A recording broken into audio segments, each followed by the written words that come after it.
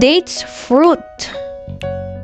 Hello everyone. Good morning. At ito na nga, titikim po tayo ng prutas na hindi po karaniwan makikita dito sa Pilipinas.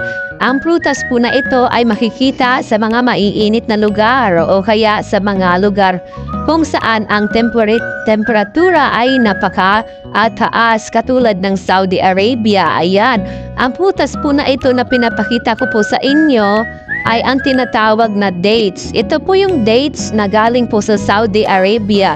Ang pangalan po ng dates na to ay Ajwa dates. Ayan, Ajwa dates. Ayan, ito po. Kung gusto niyo po itong tikman na mag-ano lang po kayo sa online shop, magbili po kayo sa online shop. Kasi sa Pilipinas wala pong ganito na tumutubo. Ayan, kung makikita niyo po, ito po ay talagang para siyang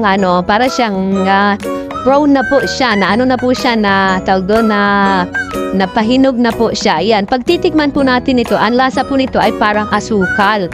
Na yung, alam niyo yung pag kumakain kayo ng asukal na nilalagay sa mga kakanin, yung kulay brown na brown. Ito po yun. Ito po yung etsura no, na ganito po ang lasa niya. Asukal, parang asukal po siya.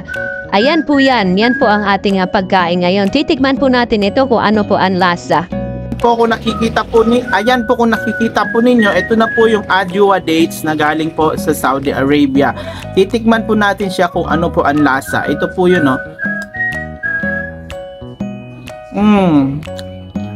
Para siyang asukal talaga. Para siyang muscovado sugar. Yun po ang lasa niya. Ang sarap-sarap po niya. Grabe talaga. Sobrang sarap. Ito po yung number 1 na talagang ano ko po sa inyo na i-recommend na tikman nyo po kung kayo po taga dito sa Pilipinas. Ayan, maraming salamat po. Sana suportahan nyo po itong video ko. Thank you po.